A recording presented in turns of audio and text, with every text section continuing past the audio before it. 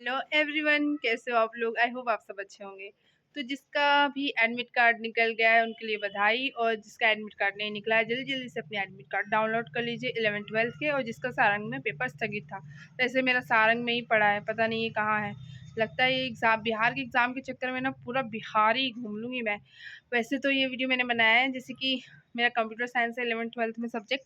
तो जिसका भी कंप्यूटर साइंस है वो लास्ट के डेज़ में अपना मतलब कि जो भी है सब्जेक्ट उसकी प्रिपरेशन कैसे कर सकते हैं, लास्ट 5 डेज़ में अपना क्विक रिवीजन, या जिसने अब तक कुछ भी पढ़ा मतलब जिसकी थोड़ी थोड़ी बहुत बेसिक कंसेप्ट अच्छे हैं और जिसने थोड़ा बहुत कुछ पढ़ के रखा होगा। ऑब्वियस है कि बहुत लोगों ने पढ़ के रखा होगा, क्योंकि एग्ज़ाम को हमको बहुत ज़्यादा टाइम मिल गया, तो इसमें बहुत सारे लोगों का अच्छा कवर हो गया होगा। बट होता है ना कि जिसके पास बहुत टाइम होता है वो और ज़्यादा टाइम मांगने लगता है, किसी को आराम दो तो और ज़्यादा आराम ढूंढने लगता है। वैसे कुछ स्टूडेंट के साथ होता है और थोड़ा थोड़ा होता ही है ऐसा कोई ना कोई। तो उनके लिए ना ये स्पेशली वीडियो है। तो जैसे कि जिसने अब तक कुछ भी नहीं पढ़ा है, अगर क्विक रिवीजन चाहता है और थोड़ा बहुत नॉलेज है, तो वो ना मेरी ये ट्रिक फॉलो कर सकता है, जिससे वो अपने बेसिक कंसेप्ट क्लियर करेगा, प्लस लगभग लगभग अपना सिलेबस कंप्लीट कर लेगा। और अगर थोड़ा सा ध्यान के दे के पढ़ लेगा तो एग्ज़ाम उनका क्लियर हो सकता है।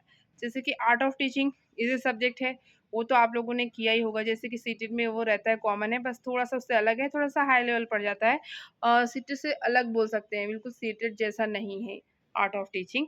जैसे मैंने पेपर 1 दिया था तो मेरा आर्ट ऑफ टीचिंग होकर है, पर 11th-12th में थोड़े से हाई लेवल के क्वेश्चन आते हैं, अगर आप लोगों ने देखा होगा तो। आर्ट ऑफ टीचिंग के लिए मैं बोलूँगी आप पढ़ो मत।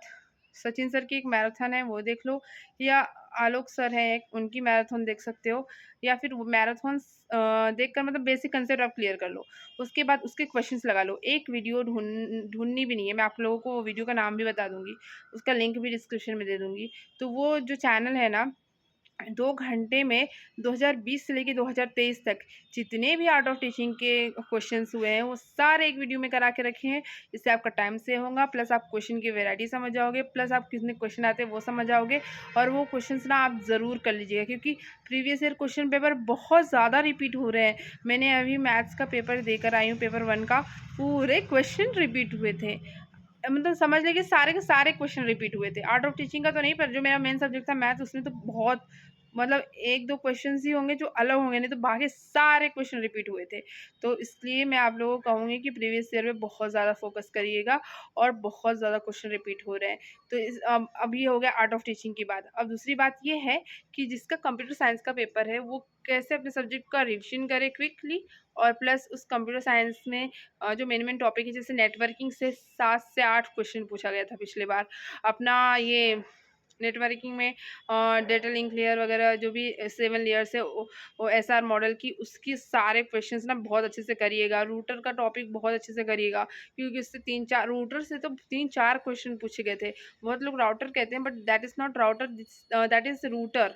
रूटर होता है वो, जो जो भी डेटा रहती है उनको पैकेट्स के फॉर्म में कन्वर्ट करता है, ये तो पता ही होगा आप लोगों को। और दूसरी बात वो हो गया। उसके बाद डेटाबेस, डेटाबेस ज़रूर करिएगा। शिफ्ट 2 में 15 क्वेश्चन आए थे डेटाबेस से, 2023 के जो ऑनलाइन पेपर हुआ था उसमें। अगर किसी ने प्रीवियस ईयर क्वेश्चन देखा होगा तो उसको पता चल गया होगा।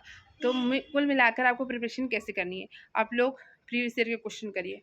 अब प्रीवियस ईयर के क्वेश्चन कहाँ मिलेंगे, यहाँ पर है अड्डा टीचर्स अड्डा बाय अभी, एक चैनल है, वहाँ एक टीचर है, उन्होंने 8 वीडियोस में प्रीवियस ईयर के सारे क्वेश्चन करा रखे हैं।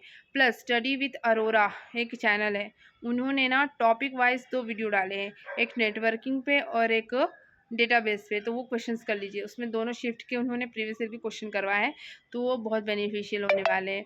प्लस एक और चैनल है, मैंने आप लोगों को लास्ट वीडियो में बताया था, उस चैनल का नाम तो नहीं याद आ रहा, बट उस चैनल से भी आप 2023 का जो 12 तारीख को पेपर हुआ था वो पूरा पेपर बताया है। वो पूरा पेपर आप देखिए, उसने एनालिसिस भी किया है, प्लस आप खुद भी एनालिसिस कीजिए, प्लस उस क्वेश्चंस में क्या क्या क्वेश्चन किस टॉपिक से पढ़ें, उस टॉपिक्स को पहले पढ़िए, और उस टॉपिक का जो भी मतलब क्वेश्चन है ना उसको अच्छे से रट लीजिए। एटलीस्ट उस क्वेश्चन को आप रट लीजिए, समझ लीजिए, जो भी हो आप देखिएगा ज़रूर क्वेश्चन रिपीट होगा।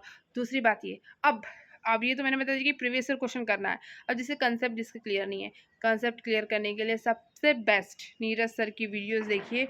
उन्होंने ना जितने भी इम्पोर्टेंट चैप्टर्स है सबको एकदम शॉर्ट में और प्रिसाइजली बहुत ही अच्छा एक्सप्लेन किया है, जिससे आपके कंसेप्ट क्लियर हो जाएंगे प्लस आप उसको समझ जाएंगे।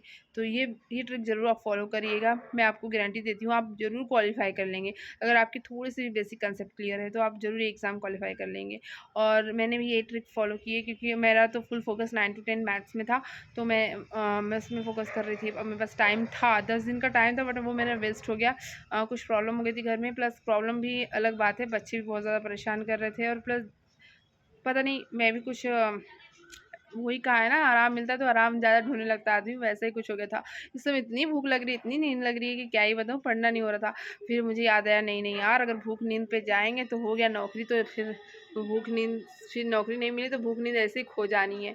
तो इसलिए मैंने सोचा कि नहीं नहीं नहीं, अब लास्ट के 5 डेज है तो पढ़ लेते हैं। इतनी दूर पेपर देने जाना है, पैसे लगा कर जाना है, और बच्चों को छोड़ के जाना है, तो इतना कष्ट होने के बाद अगर एग्ज़ाम क्वालिफाई नहीं होता है तो इससे बड़ा कष्ट मेरे लिए नहीं होगा। और अब तो लोग भी सवाल करने लगे, सालों से तैयारी कर रही है, तुम्हारा एग्ज़ाम क्यों नहीं क्लियर हो रहा है?